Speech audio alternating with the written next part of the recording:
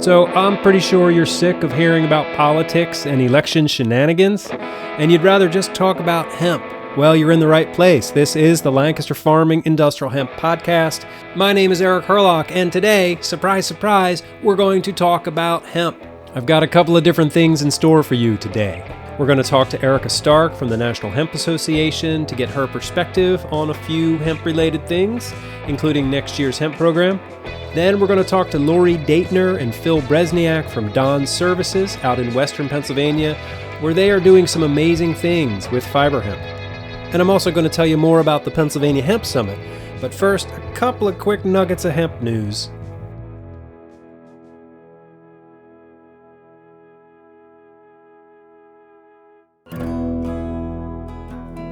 All right, so I know I promised in the intro that we wouldn't really talk about the election, but I just wanted to tell you, if you haven't heard already, that voters in New Jersey, Arizona, Montana, and South Dakota just made recreational marijuana legal in their states, and then also in Mississippi and South Dakota, voters approved medical cannabis programs. And of course, the presidential election is still up in the air as of today, Wednesday, the day after the election. Okay, so on to the Pennsylvania Hemp Summit. As you may know, the summit was organized by the Pennsylvania Department of Agriculture and Team Pennsylvania. And Lancaster Farming newspaper and this podcast, we are the media partner for the event. All right, so what is the goal of the Pennsylvania Hemp Summit? It's to increase the shared knowledge and resources in Pennsylvania with hopes to inspire innovative investments and to create transformative partnerships in the hemp industry. As you know, the summit is virtual this year, and it kicks off December 8th with 2 full days of content and networking. And I'll be there too. I will be moderating a panel for farmers. So that'll be fun, and I'm really looking forward to it. You can learn more about the summit at pahempsummit.com. And coming up later in the show, I'll have a special offer for Pennsylvania hemp permit holders. All right, let's get this show on the road. Hey, Erica Stark, welcome back to our podcast. How you doing? I'm doing great. Thank you for having me. How are you doing? Oh, doing okay. You know, we're recording here on Tuesday. It's election day, so there's a lot of sort of unknown things in the air. Indeed. Speaking of election day, like what, in your opinion, is sort of on the ballot hemp or cannabis-wise this year? Well, I think there's a lot more on the ballot cannabis-wise than there is for hemp. Hemp has historically had some pretty strong bipartisan support, but so I think as far as hemp goes, either way, we'll still have a pretty strong seat at the table with either administration. Mm-hmm. For cannabis as a whole, obviously, I think Democrats are more favorable to decriminalization or descheduling and leaving it up to the states to decide. That's not really an area I delve into too much, but we as both the Pennsylvania Hemp Industry Council and the National Hemp Association have made it a point to be as non-partisan as possible, acknowledging that we need support from both sides of the aisle to get everything done. Absolutely. And as far as hemp goes, I feel that we do have that bipartisan support, which is an exceedingly rare thing in these times. So we want to make sure that we do everything we can to foster that. Now, certainly if there is an administration change in the White House, there'll probably be a period of uncertainty with a lot of the people who are appointed to the agencies that are most relevant that affect the future of hemp changing. Mm-hmm. That doesn't mean it'll be a bad thing, but it will be a disruption, and changes of leadership and structure might have a little bit of a delay in getting the ball rolling. I'm pretty confident we'll be able to make good progress under either scenario, but I think it's going to be stressful for a while. Right. Okay. But you're right. It is like the perfect, like non-partisan or bipartisan issue. On the one hand, progressives love hemp because of, climate change and, all sorts of great things. And then like the Make America Great people, on the other hand, should love it because, it can bring jobs and economic stability and back in the day, hemp was the thing. And if you're going to make it great again, then let's get some hemp out there. But Yeah, certainly farmers tend to lean right in a lot of instances. And so the support for farmers is there on both sides. I think we're going to need that support, particularly for fiber and grain, where the most benefit for actual rural farmers on a larger scale is going to happen, the infrastructure for processing. And the National Hemp Association just last month actually issued a letter to the White House requesting the creation of a FACA, a Federal Advisory Committee, that could sort of help these agencies figure out how they can make the most of this commodity crop and actually turn it into a commodity as opposed to just being completely focused on cannabinoid production, to really ramp it up and help it reach its full potential, because it's a new industry for them. And I think a lot of them are trying their best, but they don't know what they don't know. And they need to understand how all of their rules and regulations affect farmers on the ground. Sure. Here in Pennsylvania, Governor Wolf and Lieutenant Governor Fetterman are really pushing for an adult recreation program. Let's say that happens. How do you think legal recreational cannabis would affect the hemp industry? Well, I'm hoping not much at all. I know there's a lot of chatter, like here in Pennsylvania and nationwide, about what would legalization of cannabis look like and affect the hemp industry. But we don't want them to be converged. And I'm a little dismayed at how much I'm seeing that happening in talking points, that, hemp is cannabis, obviously, but it is still distinctly different from adult or medical use cannabis. Right. And the reason I say that is, while if we had this perfect world where cannabis was just descheduled and law enforcement didn't care about it and anybody could grow what they wanted regardless of THC levels, that would be a different situation. That's nowhere near where we at. So if you're looking at the regulations in Pennsylvania for the medical cannabis program, we don't want that level of regulation on hemp.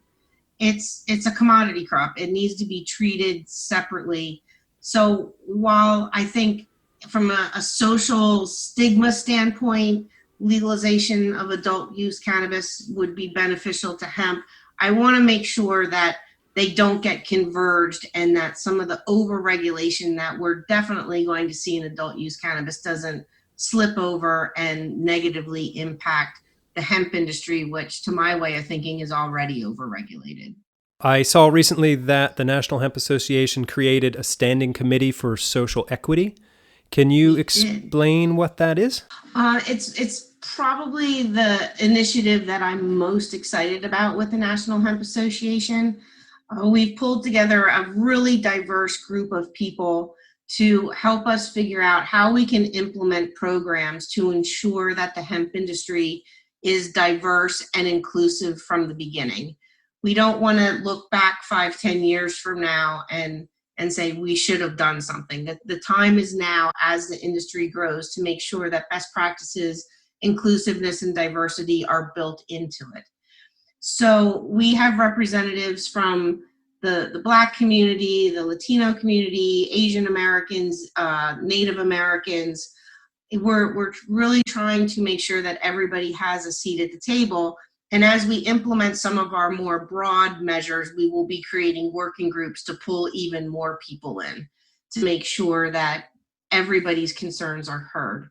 So the first initiative that we're going to be launching, maybe as soon as next week, is our badging program for social equity conscious businesses. We want to recognize, elevate, and promote businesses that are socially conscious and have things like hiring practice that includes a diversity plan, whether that's internal hiring and promotional measures, or how they go about seeking to make sure that their workforce, their management, their owners and investors are diverse.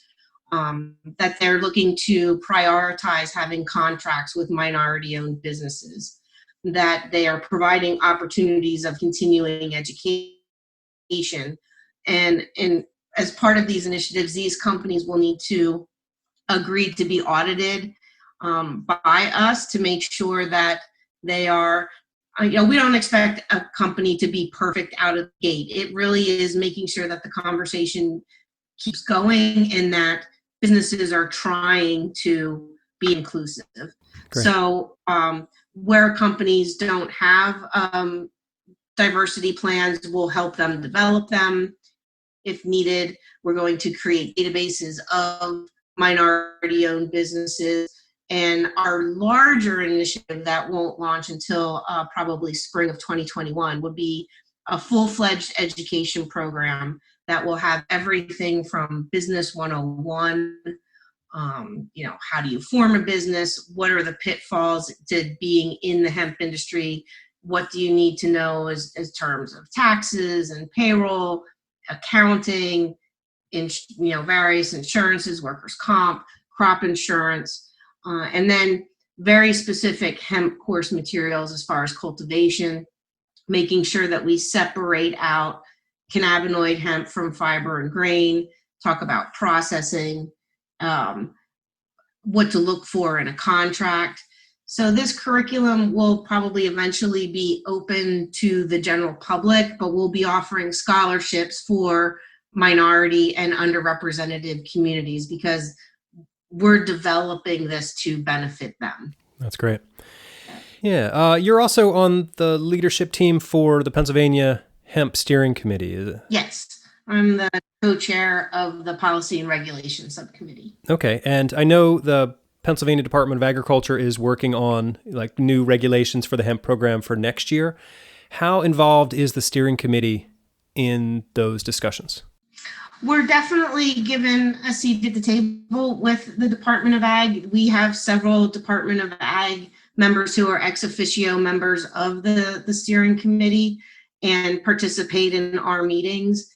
We're given an opportunity to weigh in and express what we feel needs to be changed for the program to make sure that it benefits farmers.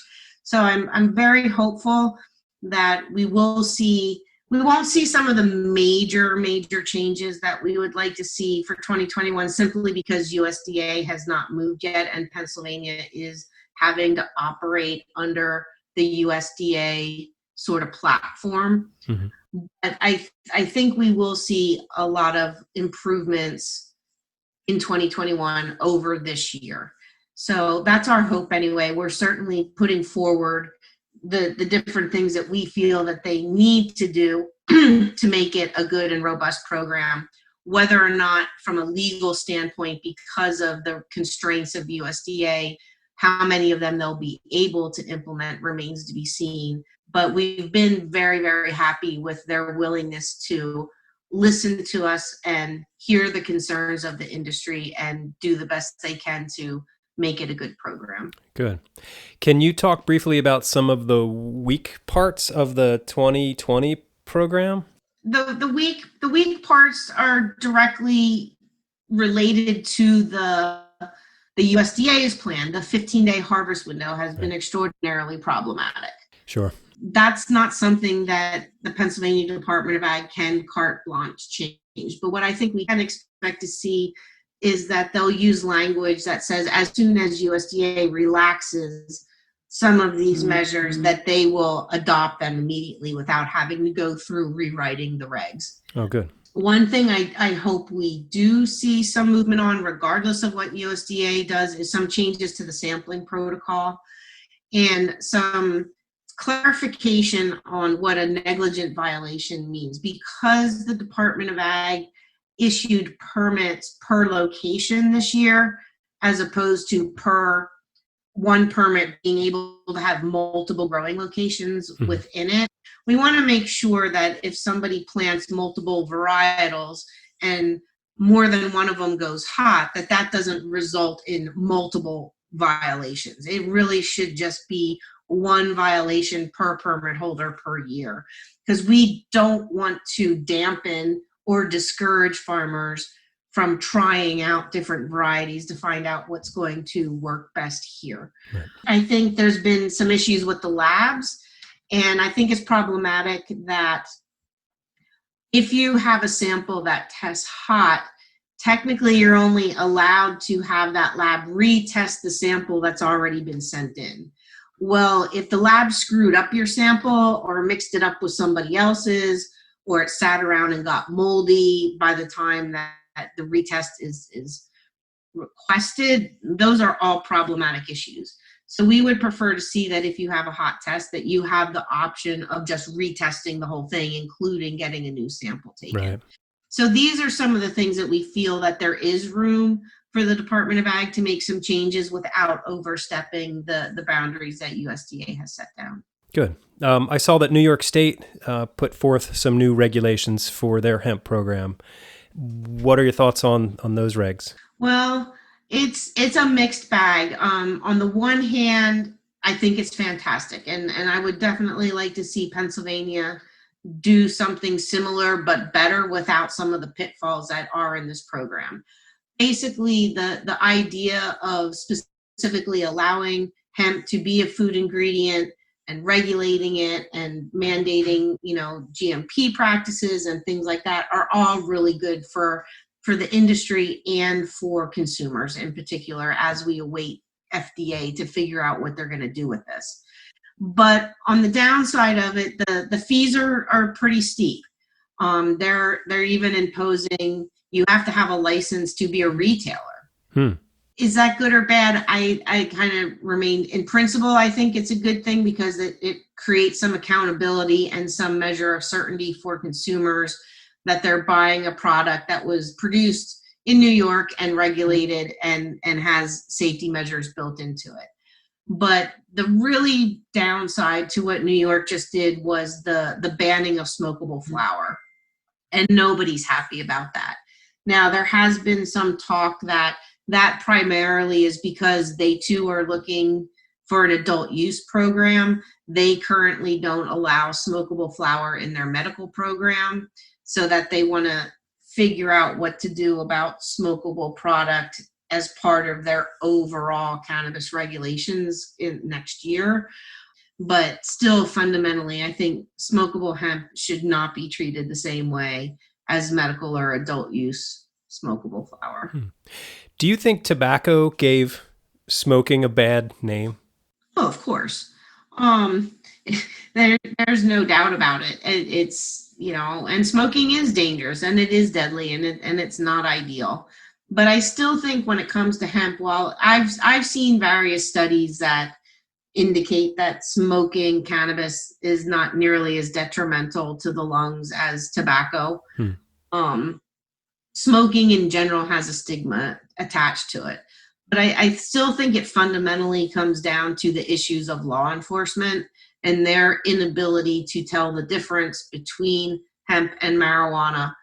And as long as marijuana is illegal, it's a problem. And it's also a problem with police with their dogs. Like, dogs can't tell the difference between hemp and marijuana. They can only tell if cannabis, THC exists. Right. Or not. Dogs can't smell THC. Yeah. And when dogs, and it's a bigger question for the adult and medical programs too, is whether or not, these dogs can't be, to my knowledge, trained to unsmell it. So if a dog, is interested in a vehicle or a suitcase or whatever it is that they're hitting upon, that law enforcement officer doesn't know if they're smelling cocaine or hemp or marijuana until they look. And it just creates a whole bunch of rights issues. And I'm hoping that moving forward, we start to see dogs just not be trained in detecting cannabis altogether, because it will not be illegal. Right. It is a complicated and nuanced issue for a lot of reasons, but there are solutions to them, and there's more and more testing that's becoming available that gives law enforcement the ability to differentiate between hemp and marijuana. And maybe one day, hopefully, none of it will matter anyway, because no one will ever go to jail over cannabis again. There you go. Getting back to the New York regs, there was something in there that seemed like good news for processors. Like you could have sort of hemp in progress that went up to 3% THC, but then still had to be 0.3% when it hit the consumer level. Right. And that's a good model of what we as the National Hemp Association and the Pennsylvania Hemp Steering Committee have actually recommended to USDA, that they issue those type of federal processing permits that would, because it's great for New York. Like, get me wrong, that it is the model of what we would like to see the federal government do, but we would like it to be nationwide. So you have that same protection if you're shipping your material across state lines for that further processing. I think 3% is the limit that New York put on there, as you said, but should it be 4 or 5? I don't know. I'm not going to split hairs over that, but in principle, it is definitely a good thing, allowing the transportation of mid-processed hemp between lawfully licensed processors. Now, so as good as what New York did, it doesn't solve the problem, because it doesn't eliminate the DEA. It would eliminate the state police from interfering, but we need a permanent solution that keeps the DEA out of hemp. Right. Yeah. What else is on your mind hemp-wise these days? It's a never-ending stream of stuff. Like I said, it feels at once like there's a whole lot happening now with the recent submission of comments to USDA, and the DEA with their interim final rules, with the election. And at the same time, we're all kind of collectively holding our breath, waiting to see what happens.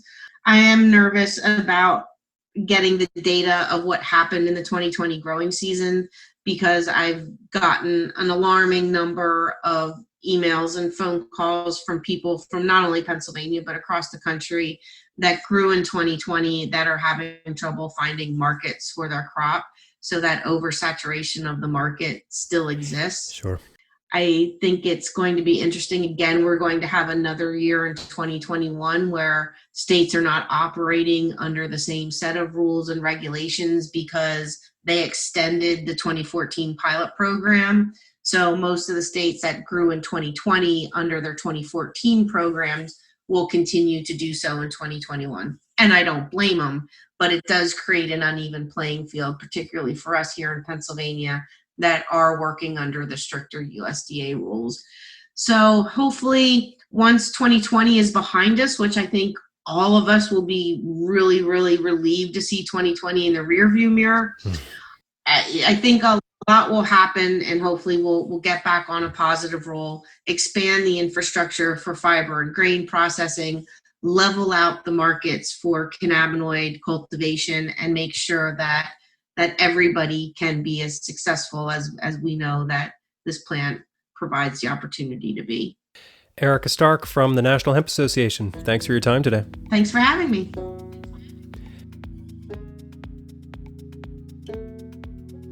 All right, so earlier in the show, I mentioned a special offer for Pennsylvania hemp permit holders. Is that you? Are you a Pennsylvania hemp permit holder?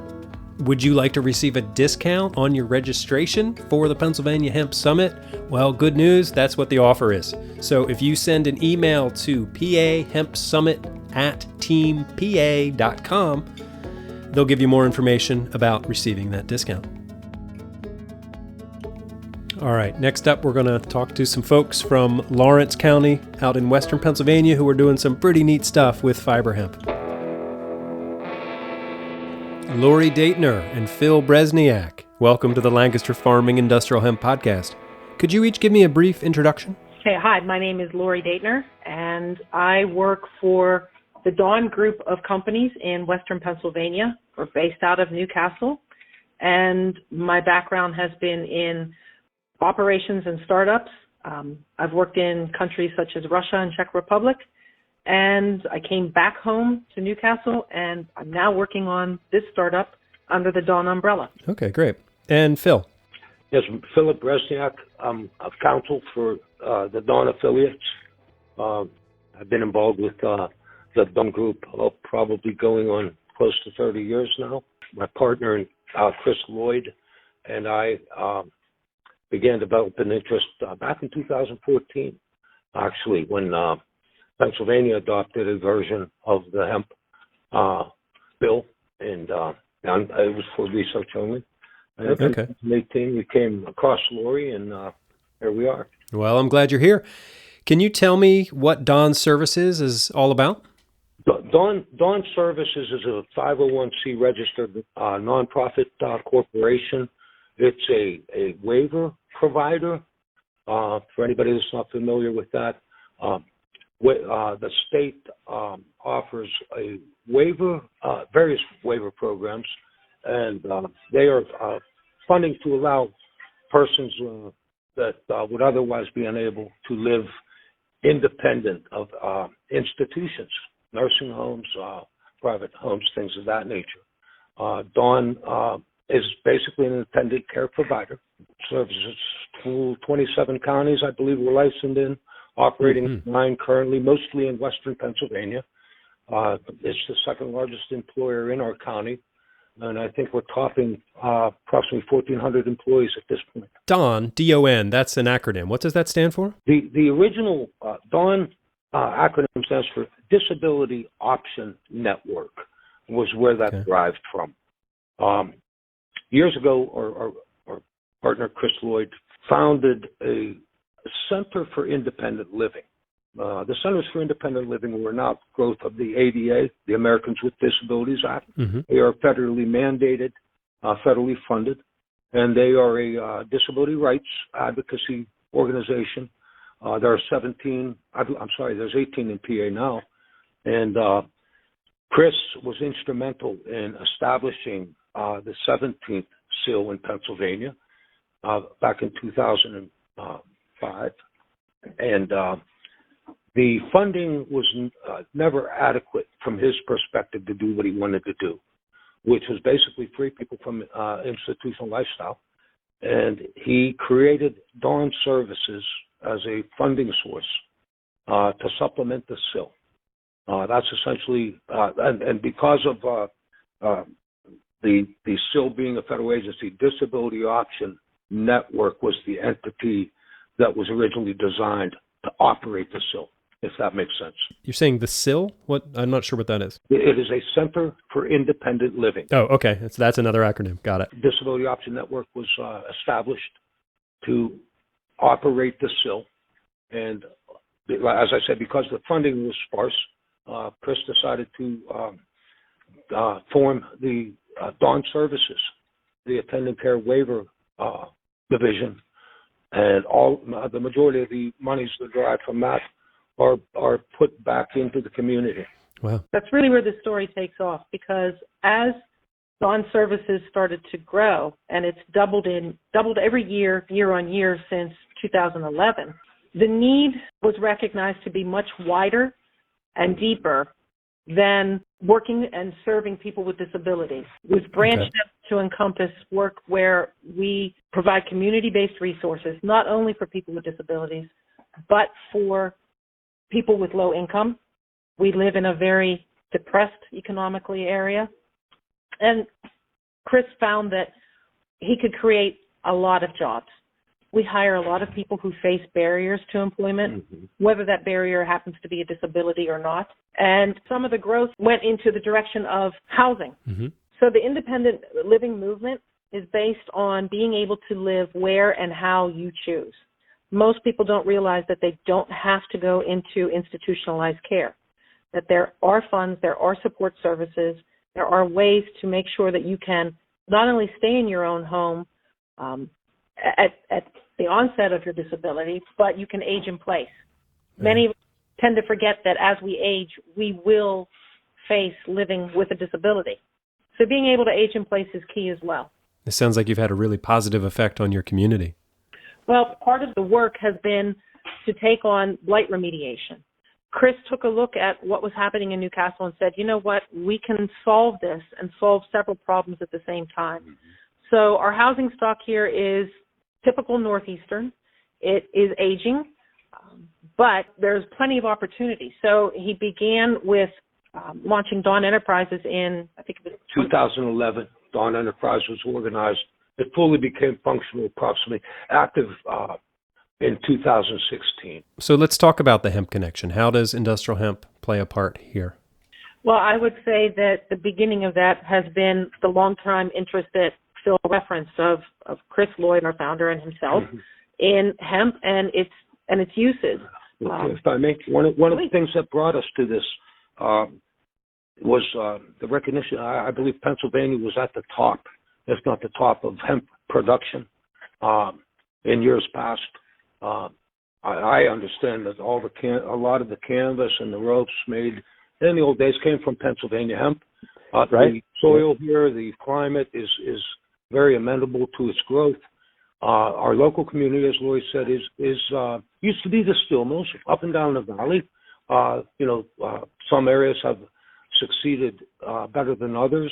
We have a lot of local farmers who are hoping to have another viable crop to sustain their family farms.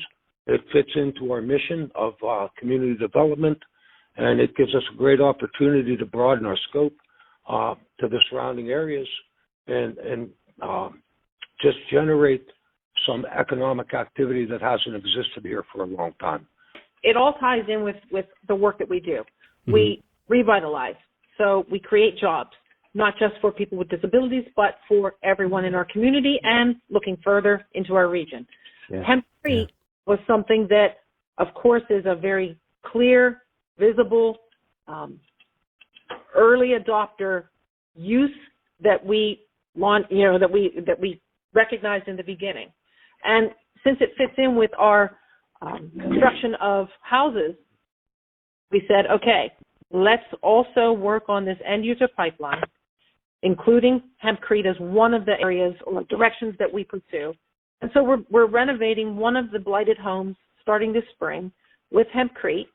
We will be using hemp wool, adding insulation in the attic of the home, and we will be using hemp wood, which is produced from hemp stalks that we grew locally in this year's 2020 Hemp Test Acres program. Right. You sent those down to Kentucky? That's correct. Yes. Yeah, that's awesome. They're in production now, and this is intended to be a showcase of the possible.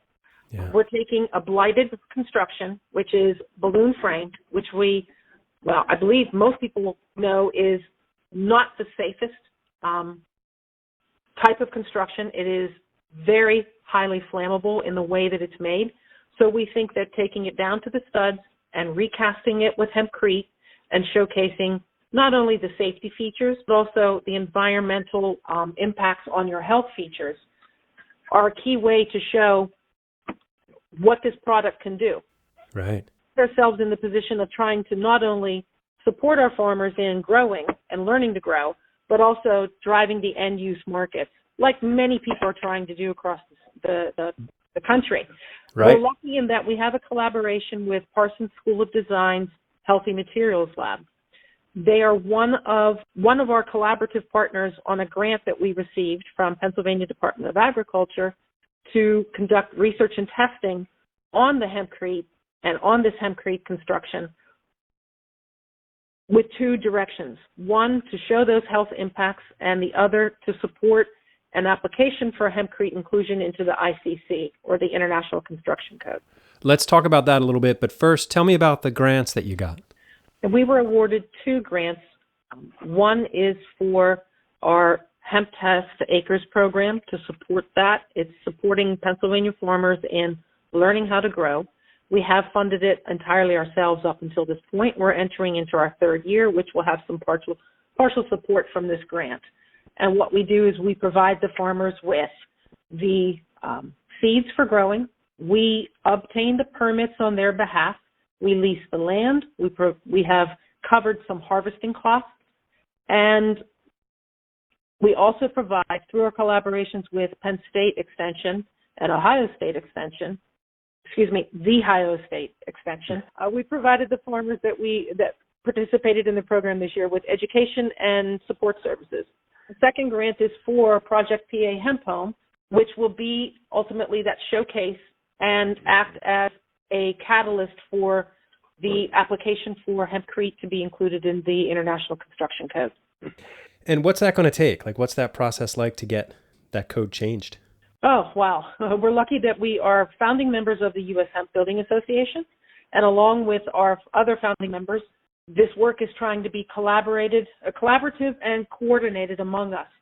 So the estimate is that it would take about $500,000 of investments and perhaps 2 years or so of actual testing, research, documentation, and work of that nature in order to provide a successful application. That was just a ballpark figure that was announced among the members of the U.S. Hemp Building Association. So we're trying to put our shoulder to the wheel and do our part to see that happen.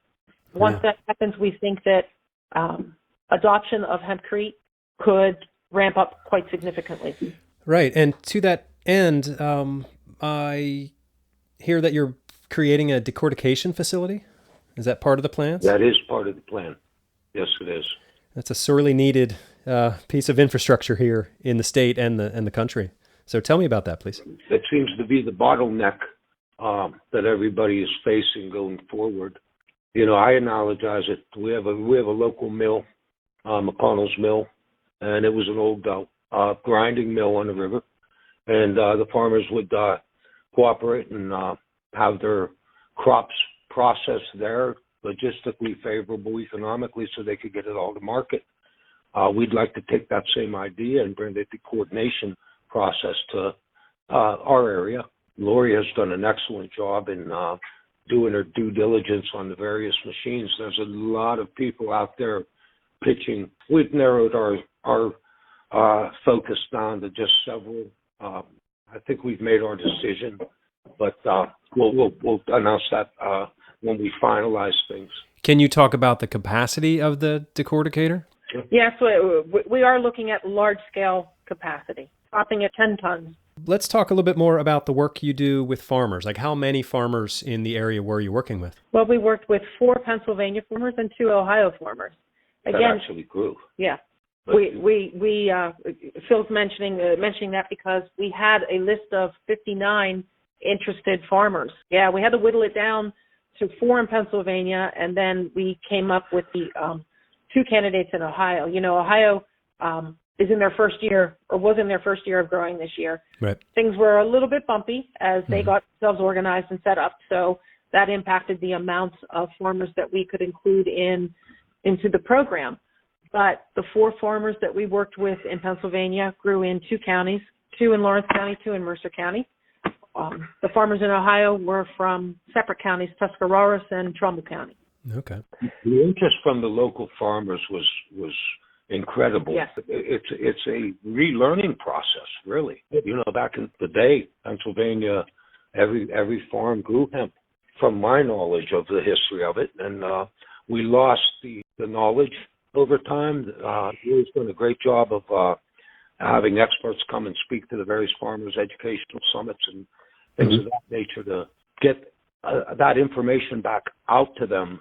We tried to take in as much learning as we could before the growing season this year. And we were really happy and very pleasantly surprised at how open everyone is in this business to sharing information and to collaboration. So 5 for what application they require. To set up various test plots with different genetic strains to see which ones do best. We spoke with producers in Australia, Russia, Czech Republic, Poland. We got our hands on every field trial that we could manage, and we took a look at the varieties that we would be testing. Now, we're firmly in the fiber lane. We tested varieties that were in production already having end users and an end use pipeline in Europe. Mm-hmm. Took a look at things like the tensile strength was a big consideration for us, latitudes, precipitation amounts, soil composition, all the things that we could find for these different varieties, and we settled on 4 varieties to test. But ultimately, because of some issues with COVID, we ended up only having 2 varieties delivered, tested in Pennsylvania, and we tested a 3rd variety in Ohio as well. The differences between the Ohio program and the Pennsylvania program. Can you talk a little bit about that? Were there great differences in their hemp programs? No, not terribly. Because of I referenced the late start. They didn't plant until the second half of June, which of course had an effect. But this program was about getting farmers to just try it and to learn some things. We weren't overly stringent in what we were trying to do this year. It was a huge leap from the program that we had last year. Right. We hope that we'll have that same kind of big leap forward going into 2020. Now, the Ohio farmers tested 2 varieties.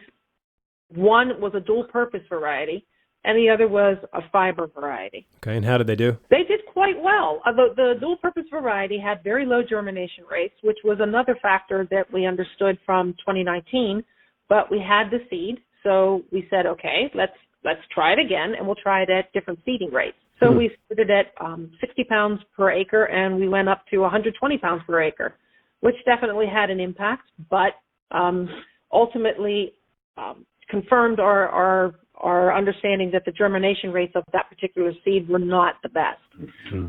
The fiber varieties did very well, depending on the date of planting, notwithstanding that we had, a terrible 3-week period where we had absolutely no rain and very little rain in the week before and the week after. So it was getting kind of tight there. And so the varieties made it to anywhere from 6 feet to 10 feet tall, depending on the plot. So looking ahead to next year, will you increase the number of farmers that you're working with? We intend to. We are in our evaluation stage. We're compiling and finishing the report from the extensions so that we can make sure that that's available to our farmers and to other farmers in our region. So getting back to the Hempcrete project, is that in planning stages now? Yes, we are in planning stages. I'm not sure if I mentioned it before. One of the other collaborators, on this project, and this is really important to include, we have collaboration set up with Pennsylvania Housing Research Center, which is world-renowned for their testing capabilities and their services. I mentioned Person School of Design's Healthy Materials Lab, and probably the most important person with whom we're going to be collaborating is Cameron McIntosh, the principal of Americhon LLC. I believe you know him. Oh my God! I know him. Yep, Cameron's a great guy. Big shout out to Cameron. He's been an incredible resource and support for us, and we're so looking forward to having him manage this Hempcrete renovation of this building. Okay. Tell me more about the work he's going to be doing, if you can. Cameron is giving us incredible amounts of guidance and information on how to prepare for this so that when we actually do the demolition and start the casting, we are going to be as well set up and organized as we possibly can be. Do you have an idea of when that demo is actually going to start? Yes, the demolition will start in late March to prepare for the casting to begin in April as soon as the temperatures are right. Do you have a date in mind for the decortication facility? Yes, we do, but we'd prefer not to make that public right now. Sure. We've always been about collaborations and producing and then presenting. Time frame we'd like to do within next year, though. Okay. Eric, I as part of my past work, I was the CEO of a public company, and you learn very quickly never to overpromise or to make too strong of a forward-looking statement. And I think that's kind of ingrained in me, so I tend to err on the side of, let's just present it when we're able to show what we've done. Yeah, through my job here on the podcast, I've spoken to some people who did a lot of overpromising, and then time goes by, and where are they now? And it has nothing to do with trying to be secretive or thinking that we have something that no one else can produce. I mean, it's patented stuff here. And we applaud and support every other organization that's doing the same thing, because it all helps us to build a better industry that can be U.S.-based and really impact our agriculture. We want to protect our heritage, and it's a really important part of what we're doing. And hemp plays right into the whole mission of Don Services, it would seem. It's a great fit. with all the other things that we're trying to do. Like what I've seen in this industry, that there's so much more to the hemp industry than, profit. There's so much more about helping people and healing the planet and all of these things that are way more important than money. It's all about community, and the hemp, the farmers, the growers are all part of the local community, and it's just the whole thing about Dawn Services and the Dawn affiliates is trying to bring back that sense of cooperation and community, and this hemp project just fits right in our lane. Our reputation is very important to us.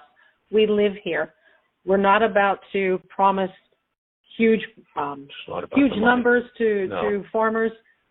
We live next to them, and we have to deliver on what we're going to do. Exactly. In my mind, you do not have to be unprofitable in order to have a venture that hits all of those things that you mentioned. Yeah. I mean, we can be sustainable. We can be environmentally positive and protective. We can do things in a mindful way. We can provide jobs, and we can be profitable at the same time. Lori Daytner, Phil Berezniak from Dawn Services, thank you so much for your time today. It's great to talk to you and hear about all the exciting things you're doing out there in Western Pennsylvania. Thank you, Eric. Pleasure talking to you, Eric. Thank you. All right, well, that pretty much does it for the show today. I hope you were sufficiently distracted from all of the politics and election nonsense. I know our show sort of focuses on Pennsylvania and then the United States hemp industry too, but I will just take a moment to acknowledge that we've got listeners all over the world. I can see from our analytics page that we've got listeners in New Zealand and Russia and in Europe, and there's even a listener in China. Hello. South America, all over the place, in Africa. So I just wanted to give a shout out to our international audience too. I sort of see you out there. Thank you for listening. And remember, if you're doing something interesting with hemp anywhere in the world, I would love to hear about it. So drop me a line, send an email to podcast@lancasterfarming.com and let me know what you're doing. Another thing is, all right, so I work on this show a couple of days a week, and then I still have my actual job that I'm supposed to be doing. And I'm wondering if I could ask a favor of all of you, some of you, a small percentage of you. We're looking for sponsors for the show because, I work for a business, and they're like, Eric, you really need to be making some money from this thing. And so I think we could blow their minds if we could bring some sponsors in, like it would be an advertisement, or it would just show your support for the show. I know I'm sort of bordering on public radio tactics. This is a fund drive, but it would be great if I could show my corporate overlords that, yeah, indeed, we can make a little money here. Yeah, is that weird? That's a little weird. Is that too much? I don't know, but it's worth a shot, right? Won't know unless I ask. So anyway, I didn't talk to anybody on my team about this little message, but if you want to sort of blow some people's minds, just call up Joe Guerreri. He's our digital marketing and sales manager. Call him at 717-721-4450, or you can email him at jgurreri@lnpnews.com and just say, hey, Joe, I want to sponsor the podcast. It's like, if you like the show, then show your support for the show, right? I don't know. It's worth a shot. Okay, I was a little nervous about asking you that. Anyway, my name is Eric Herlock. I am the digital editor at Lancaster Farming Newspaper, the greatest agricultural newspaper in the world. Check us out online at lancasterfarming.com. All right, until next week, I will see you in the newspaper.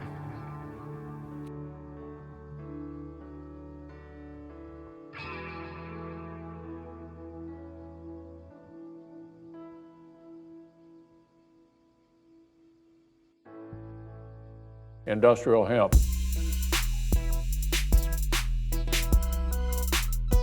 Episode 107 of the Lancaster Farming Industrial Hemp Podcast is copyright 2020 by Lancaster Farming Newspaper, part of the Steinman Communications family. Today's show is written and recorded, edited, and produced by Eric Herlock. The music you hear throughout the show is courtesy of Tin Bird Shadow. And a special shout out to Buddy the Elf.